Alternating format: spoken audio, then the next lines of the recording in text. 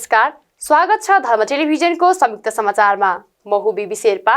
सुरु गरौँ आजका प्रमुख समाचारबाट। सोनाम लोछारलाई सार्वजनिक बिदा दिने सरकारको निर्णय। वैशाख 17 गते 40 जिल्लामा र 27 गते 37 जिल्लामा चुनाव गर्ने सरकारको निर्णय।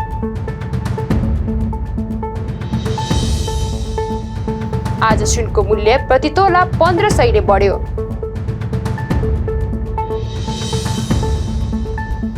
कालीमाटी तरकारी बजारलाई व्यवस्थित गर्ने योजना सहित उपस्थिति हुन कालीमाटी फलफुल तथा तरकारी बजार विकास समितिलाई कृषि तथा पशुपन्छी विकास मन्त्री पद्मा कुमारी आर्यलको निर्देशन। महानगरीय ट्राफिक प्रहरी महाशाखाले हराएका 25 वटा मोटरसाइकल खोज तलास गरी सम्बन्धित धनीलाई जिम्मा लगाइयो। अब समाचार विस्तारमा।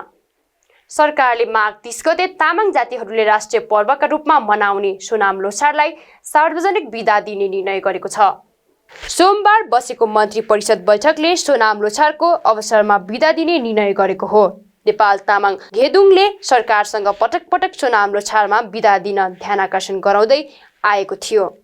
सरकारले केही वर्ष अघिसम्म सोनाम लोछारमा बिदा दिए पनि अघिल्लो वर्ष बिदा कटौती भएको थियो भने यस वर्ष सरकारले सोनाम लोछारलाई सार्वजनिक बिदा दिने निर्णय गरेको छ। सरकारले आगामी वैशाख 17 गते 40 जिल्लामा र 27 गते 37 जिल्लामा निर्वाचन गर्ने निर्णय गरेको छ। सोमबार बसेको मन्त्री परिषद बैठकले वैशाख 17 गते प्रदेश 2 गण्डकी, लुम्बिनी र सुदूरपश्चिम प्रदेशका 40 जिल्लामा पहिलो चरणमा निर्वाचन गर्ने र वैशाख 27 गते दोस्रो चरणमा कर्णाली, बागमती र प्रदेश 1 का 37 जिल्लामा निर्वाचन गर्ने निर्णय गरेको छ। आफूलाई पार्टीभित्रैबाट काम गर्न नदिएको भन्दै प्रधानमन्त्री ओलीले गत पुस 5 गते प्रतिनिधि सभा विघटन गर्दै ताजा जनादेशका लागि वैशाख 17 र 27 गते निर्वाचन गर्न सिफारिस गरेका थिए। नेपाली बजारमा आज सुनको मूल्य प्रति तोला 1500 रुपियाँले बढेको छ। सोमबार 90,400 मा कारोबार भएको सुन आज तोलामा 1500 ले बढेर 91,900 रुपियाँमा कारोबार भएको नेपाल सुनचाँदी व्यवसायी महासंघले जनाएको छ। सोमबार 1315 रुपियाँमा कारोबार भएको चाँदीको मूल्य मंगलबार 1340 रुपियाँमा कारोबार भएको छ। कृषि तथा पशुपन्छी विकास मन्त्री पद्मा कुमारी आर्यले कालीमाटी तरकारी बजारलाई व्यवस्थित गर्ने योजना सहित उपस्थिति हुन कालीमाटी फलफुल तथा तरकारी बजार विकास समितिलाई निर्देशन दिनुभएको छ। मंगलबार कालीमाटी बजार अनुगमन गर्दै मन्त्री आर्यले स्टल र सरसफाइका विषयमा कार्यतालिका र कार्यान्वयन लिएर फागुन 1 गते मन्त्रालयमा उपस्थित हुन समितिलाई निर्देशन दिनुभएको छ। मंगलबार कालीमाटी बजार अनुगमन गर्दै मन्त्री आर्यले स्टल र सरसफाइका विषयमा कार्यतालिका र कार्यान्वयन लिएर फागुन 1 गते मन्त्रालयमा उपस्थित हुन समितिलाई निर्देशन दिनुभएको हो। अनुगमनका क्रममा मन्त्री आर्यले तरकारी, माछा, भाडा, मूल्य र स्टल लगायतका बारेमा जानकारी लिनुभएको थियो। उहाँले फोहोर व्यवस्थापन र स्टललाई व्यवस्थापन गर्न आवश्यक रहेको भन्दै अब मन्त्रालय र बजार समिति बीच छलफल गरी तत्काल एउटा निष्कर्षमा जाने बताउनुभयो। यस्तै बजार व्यवस्थापन गर्न केन्द्रीय मत्स्य प्रवर्धन तथा संरक्षण केन्द्र बालाजुमा माछा बजार खोल्न पहल सुरु गर्ने पनि उहाँले बताउनुभयो। मन्त्री आर्यले किसानको पसिनाको उचित मूल्य प्राप्त गर्नुपर्ने बताउँदै बजार र किसानलाई प्रत्यक्ष जोड्ने विधिको निम्ति मन्त्रालयले सोच बनाएको जिकिर गर्नुभयो। उत्पादनलाई बढावा दिने तथा उत्पादनलाई बजारमा बिक्री हुने वातावरण बनाउन सरकारको तर्फबाट योजना ल्याउने उहाँले जानकारी दिनुभयो। उहाँले किसानलाई मलको अभाव हुन नदिने दावी गर्नुभयो। साथै उहाँले कोरोनाका कारण घाटामा गएका व्यापारीलाई भाडामा केही छुट पनि दिने बताउनुभयो। कालीमाटी तरकारी फलफुल बजार सम्बन्धमा बाहिर अनेकन खालका कुराहरू आइरहेको स्थितिमा प्रत्यक्ष त आफ्नै आँखाले हेर्दाखेरि के देखिन्छ, त्यहाँका व्यापारीहरूको के अनुभूति छ, व्यवस्थापनहरू के भन्नुहुन्छ र सरकारको तर्फबाट के गर्न पर्ने जरुरी छ, कुनै विषयमा प्रत्यक्ष त आफैले अवलोकन गरौँ भन्ने हिसाबले म आएको हो। यहाँ आएर सरसरी हेर्दाखेरि के देखियो भने व्यवसायीहरू खुसी नै हुनुहुन्छ। सरकारको तर्फबाट यहाँको व्यवस्थापनको तर्फबाट जुन खालको व्यापारीहरूको मानसिकता बुझेर मूल्य निर्धारण गर्ने भाडाकादेखि लिएर जे छ त्यसमा मैले आफैले पनि व्यापारीहरूलाई तपाईँहरूको के भनाइ छ, के सुझाव दिनुहुन्छ भन्दा उहाँहरू ह्याप्पी नै हुनुहुन्छ, त्यस्तो देखिन्छ। ल्याबको त मैले सोचेकै थिएन, यति व्यवस्थित ल्याब छ, यति छिटो टेस्ट हुन्छ र अनि खराब चिजहरूलाई नियन्त्रण गर्ने, पब्लिकको बिचमा जान नदिने कुरा फास्ट ट्र्याकबाटै काम भइरहेको रहेछ। त्यो पनि मैले सराहनीय पक्ष देखेँ। यहाँ अब हामीले सुधार्न पर्ने हाम्रो चुनौतीको पाटो भनेको व्यवस्थापनको पाटो रहेछ। अब यस्तो धेरै वस्तुहरू आएको छ, अब एकछिन सफा गरिन्छ, एकछिनपछि फोहोरको डङ्गुरो त भइहाल्छ। त्यसलाई अलिक वैज्ञानिक हिसाबले कसरी व्यवस्थित गर्ने होला भन्ने सन्दर्भमा एउटा चुनौतीको विषय देखियो, व्यवस्थापनसित जोडिएर फोहोरको कुरा। अब दोस्रो कुरा केही स्टलहरूलाई सिस्टममा ल्याउनु पर्ने छ। स्टलहरूमा के व्यथिति रहेछ, त्यो व्यथितिलाई हामीले नियन्त्रण गरेर हामीले सिस्टममा ल्याउन पर्ने छ। कतिपय हिजोदेखि भएका चिज रहेछन्, अनेकौँ पटक प्रयत्न हुँदा पनि भएको छैन। हामीले त्यो विषयमा यसको साधारण सभा हुँदैछ, साधारण सभा छमा यहाँको व्यवस्थित गर्ने सन्दर्भको एउटा कार्ययोजना छ।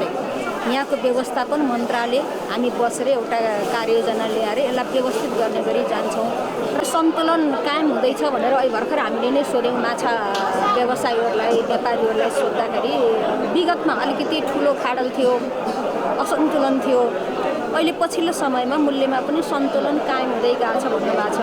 अब त्यसलाई रेसियो मिलाउनको निम्ति हामीले के गर्नुपर्छ भने हाम्रो उत्पादनलाई बढाउनुपर्छ, हाम्रो माछाको उत्पादनलाई बढाउनुपर्छ र माछाको उत्पादनलाई बढाइसकेपछि हाम्रो उत्पादन के हो भन्ने महत्त्व बुझाएर अनि अरूलाई अलिकति त्यो कम गर्न पनि सकिन्छ, सन्तुलनमा ल्याउन पनि सकिन्छ। अहिले विगततिर नफर्कनु, हामी किसानहरूलाई भनेका छौँ तपाईँहरूको उत्पादन बढाउनको निम्ति जुन खालको मलको विगतमा समस्या भयो भन्ने आयो, अलिकति विषम परिस्थिति पनि थियो, हाम्रो परिस्थिति पनि ले पनि साथ दिएन, बाधक बनेको कारणले हो। अब हामी सचेतनतापूर्वक भोलि जुनसुकै परिस्थिति आउँदा पनि समस्या नहुने गरी मलका भण्डारहरू स्थापना गर्ने र हाम्रा मलहरू भण्डारण गर्ने र किसानहरूका सिजनहरूमा मलको अभाव हुन नदिने गरी हामी अगाडि बढेका छौँ। कालीमाटी तरकारी बजारबाट किसान र सर्वसाधारणको गुनासो आएको भन्दै मन्त्री आर्यले अनुगमन गर्नुभएको हो। महानगरीय ट्राफिक प्रहरी महाशाखाले हराएका 25वटा मोटरसाइकल खोजतलास गरी सम्बन्धित धनीलाई जिम्मा लगाएको छ। ट्राफिक प्रहरीको विशेष अपरेसन टोली परिचालन गरी चोरीमा संलग्न सहित मोटरसाइकलहरू नियन्त्रणमा लिएको हो।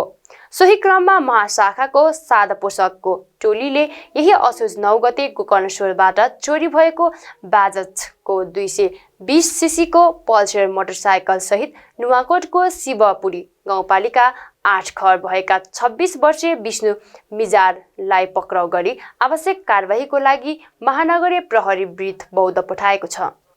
उपत्यकाका बालाजु, टोखा, सातदोबाटो, माछापोखरी, मुलपानी, तिनकुने, बलम्बु, दरबारमार्ग, बौद्ध कालीमाटी, महाराजगञ्ज, कलङ्की लगायतका स्थानबाट फेला पारी आज 25वटा मोटरसाइकल सम्बन्धित धनीलाई जिम्मा लगाएको छ। सादा पोसाकमा प्रहरी परिचालन गरेर हराएका मोटरसाइकल तथा स्कुटर खोजीलाई तीव्रता दिएको महाशाखाका प्रमुख एसएसपी जनक भट्टराईले बताउनुभयो। म जति चाहिँ हराएको मोटरसाइकल खोजेर जिम्मा लाउनुभन्दा हराउन नदिउँ भनेर चिन्तित छु। त्यति नै सवारी धनी पनि चिन्तित हुनुभयो भने त्यो मोटरसाइकल सुरक्षित हुने रहेछ। होइन भनेदेखि चाहिँ हराउनलाई नै रोक्ने प्रयास चाहिँ मबाट मात्रै सम्भव छैन जस्तो लागेर मैले चाहिँ सवारी धनीहरूलाई, सबै सवारी धनीहरूलाई पनि आफ्नो सवारी साधनको चाहिँ अतिरिक्त चाहिँ सुरक्षाको व्यवस्था गर्नुपर्छ र उहाँहरूले पनि यो सुरक्षाको व्यवस्था गर्न चाहिँ सहयोग गर्नुपर्छ, अनि मात्रै हराउने क्रम रोकिने रहेछ भन्नेमा मेरो चाहिँ ठम्याइ छ। उहाँले जथाभावी मोटरसाइकल पार्किङ गर्दा चोरी हुने गरेकाले सवारी साधनमा अतिरिक्त लक प्रयोग गर्न, साइरन लगायतका उपकरण जडान गर्न समेत मोटरसाइकल चालकहरूलाई सुझाव दिनुभयो।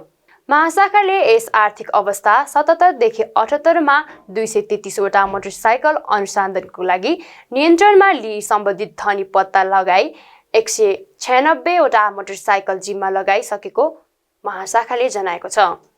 प्रधानमन्त्री केपी शर्मा ओलीले निर्वाचन तयारीको कामलाई निरन्तर अगाडि बढाउन निर्वाचन आयोगलाई सुझाव दिनुभएको छ। निर्वाचन आयोगले गरिरहेको तयारीका बारेमा जानकारी लिन मङ्गलबार आयोग पुग्नुभएका प्रधानमन्त्री ओलीले आयोगलाई निर्वाचनको तयारीको क्रमलाई निरन्तर अगाडि बढाउन सुझाव दिनुभएको हो। वैशाख 17 र 27 मा घोषणा गरिएको निर्वाचनको सन्दर्भमा निर्वाचन आयोगले गरिरहेको तरिकामा बारेमा जानकारी लिन प्रधानमन्त्री ओली आयोग जानुभएको र निर्वाचनको तयारीलाई तीव्र पार्न निर्देशन दिनुभएको प्रधानमन्त्रीका प्रेस सल्लाहकार सूर्य थापाले बताउनुभयो। सो क्रममा प्रमुख निर्वाचन आयुक्त दिनेश थपलियाले आयोगको तयारीका बारेमा प्रधानमन्त्रीलाई जानकारी गराउनु भएको र आयोगका तयारी सन्तोषजनक रहेको प्रधानमन्त्रीले धन्यवाद दिनुभएको उहाँले बताउनुभयो। आयोगका पदाधिकारीसँग नेकपाको विवाद सम्बन्धमा कुनै छलफल नभएको थापाले बताउनुभयो। तर प्रमुख निर्वाचन आयुक्त थपलियाले नेकपा विवादबारे यसअघि आयोगले दिएको निर्णय र त्यसपछि माघ 20 गते आधिकारिकताका लागि प्राप्त भएको अर्को निवेदनबारे प्रधानमन्त्रीलाई जानकारी गराएको थापाले जानकारी दिनुभयो। आगामी 2078 साल वैशाख 17 र 27 गते हुने घोषणा गरिएको निर्वाचनका सन्दर्भमा निर्वाचन आयोगले गरिरहेको तयारीका बारेमा जानकारी लिन सम्माननीय प्रधानमन्त्रीज्यू आज निर्वाचन आयोग आउनुभयो। प्रमुख निर्वाचन आयुक्त र आयुक्तज्यूहरूसँग तयारीका बारेमा उहाँले छलफल गर्नुभयो। प्रमुख निर्वाचन आयुक्त दिनेश थपलियाले आयोगको तयारीका बारेमा प्रधानमन्त्रीज्यूलाई जानकारी गराउनुभयो र प्रधानमन्त्रीज्यूले आयोगले गरिरहेको तयारीका सन्दर्भमा तयारी सन्तोषजनक रहेको हुनाले धन्यवाद ज्ञापन गर्नुभएको छ र आयोगले निर्वाचनको तयारीको कामलाई निरन्तर अगाडि बढाउन सुझाव पनि दिनुभएको छ। धन्यवाद। दलको चाहिँ विवादका सन्दर्भमा प्रमुख निर्वाचन आयुक्तले माघ 11 गते आयोगले एउटा निर्णय लिइसकेको, त्यसमा फेरि माघ 20 गते अर्को निवेदन पनि प्राप्त भएको जानकारी गराउनु भएको छ। तर प्रधानमन्त्रीज्यूले निर्वाचन कानुन हिजोका अभ्यासदेखि धेरै विषयहरूका सन्दर्भमा चाहिँ जिज्ञासा राख्नुभएको छ र ती कुराहरू जानकारी गराउनु भएको छ।